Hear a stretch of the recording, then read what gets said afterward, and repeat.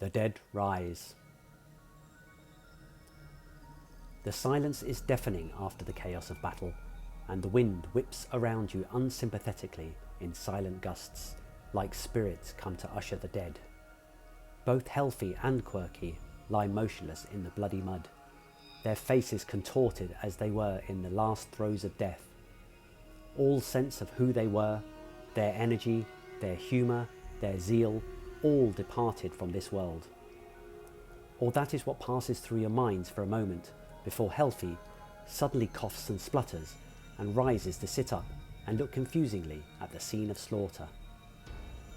Your common sense is overwhelmed by a moment of glee as you help Helfi up to embrace her, but then something unsettling enters your mind. She was dead, for certain. How does she now walk the fields of Faerun again? Pushing these disconcerting thoughts to the back of your mind, you relay the final moments of combat to her. Helfi is clearly upset at Quirky's passing and volunteers to look after his corpse as the rest of you explore the keep. Entering into the main keep from where the weirboar charged you, it is clear that this is the main office for the stronghold, and assume that the weirboar must have been the Jolly you had heard of in Womford.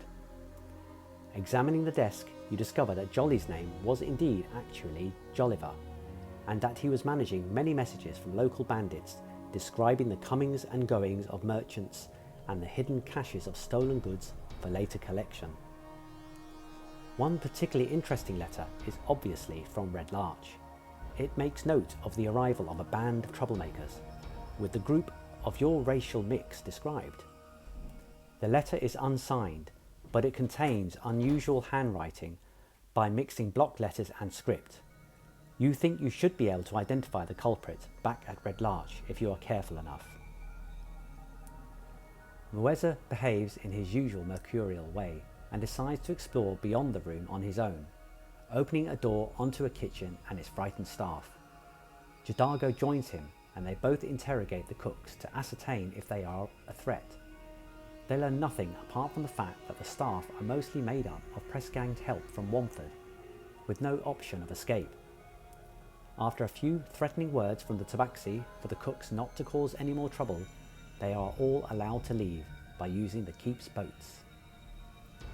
Exploring further, you locate Jolliver's room and find a few treasures that you squirrel away for later identification. You then decide that you should travel to Waterdeep to see if you can get Quirky raised, thinking you have enough coin to do so. So, after retrieving your flying steeds and spending a welcome night's sleep in the keep, you head off to Waterdeep, which is up to 3 days away. By the end of the first day, you decide to land at Bargewright Inn, gaining entrance to the walled merchant community by bribing a surly guard to open the door at night. The short walk to the old Bargewright is disconcerting, as you seem to attract the stares of ne'er-do-wells and other people of seeming malcontent. The inn itself is warm, if a bit crowded, and Goodman Flicker beckons you to take a table in the corner before coming to take your order. The wait for your food is relatively short, but interrupted by a lean, cruel-looking fellow who joins your conversation uninvited and is clearly trying to know more about your business. His Amnian accent makes you strangely uncomfortable, and you have an awful feeling the half-elf knows more about your doings than you realise. The longer the conversation goes on, the more you realise that this half-elf, who has introduced himself as Nalaska Thailond, has been following news of your deeds for some time.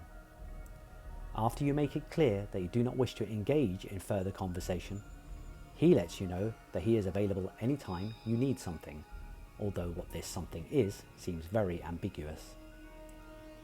He gives you a short nod over your shoulder, and you suddenly realise that what you thought was a curtain was actually the cloak of a shadowy figure that had been listening to your conversation all this time. He slinks off into the crowd of the common room, followed by Nalaska, who offers you a mocking bow before leaving.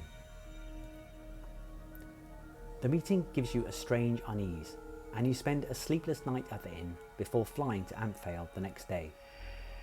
The small town hasn't changed since your last visit, but stories continue to fill the tap room about the mysterious Rundreth Manor, piquing your curiosity once more.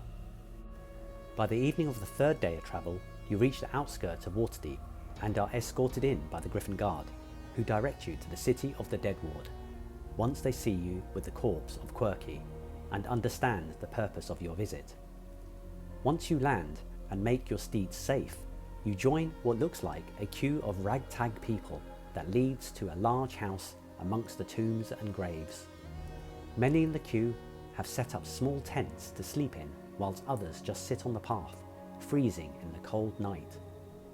A few harmless zombies wander aimlessly about the place, but what draws your attention most is the desperation on the faces of those that have come with a past loved one. It's obvious that many will find it difficult to pay, and this is confirmed after a conversation with a man who lets you know he will be mortgaging his home to pay for his son to be raised. After a while, he is called away by his grieving wife, but the wealth gap in Waterdeep has never been more apparent to you. As the sun edges its way into the dawn sky, the people in the queue begin to stir and take down their tents. The doors of the large house swing open, and two people in the garb of legal advocates carry a sturdy-looking wooden table and some chairs out to the edge of the path near the front of the queue. Soon afterwards, an overweight man, dressed in expensive clothing, emerges from the house to sit at the table. The advocates sit either side of him to pen contracts or take coin, whichever is the method of payment for whoever is next in the queue. You see numerous people negotiate with the fat dandy, only to be turned away in their desperation due to a lack of funds or assets, but most appear to make binding contracts to transfer the cost of raising their loved ones in the form of some property or another asset. By the time you reach the desk, it is already early afternoon, and the overweight seller of life mops his brow as he looks disdainfully at you. After explaining that you wish to raise Quirky, you are quoted the huge price of 2,000 gold pieces. You spend several minutes scrambling through your belongings and manage to gather 1,800 gold pieces worth of coin before having to resort to your letter of credit from the Temple of Saloon. This is accepted, and you are allowed to pass into the House of Healing, within which sits a bored-looking cleric of Tyr. After confirming that the price has been met, he instructs you to place Quirky on a stone slab in the centre of the room and step back. The priest then takes a small diamond from his pocket and rubs it between the palms of his hands whilst mumbling a prayer. As the diamond is somehow crushed to dust between his palms, he blows it over the corpse of Quirky, who sits up with a start and exclaims in shock at his strange surroundings. You embrace your companion in ecstatic happiness before hearing the priest bluntly inform you to leave by the back entrance. You spend much of your walk back to your steeds being thankful that you're all back together, even though some of you reserve private misgivings about how Helfi lived again, especially Quirky, who knows the choice he was offered and wonders whether Helfi succumbed. Despite this, you can't but help feel a sense of shared joy that your party is back to its full complement. It is now time for you to revisit the agents of these strange elemental cults you've been discovering and make them pay for their destructive ambitions.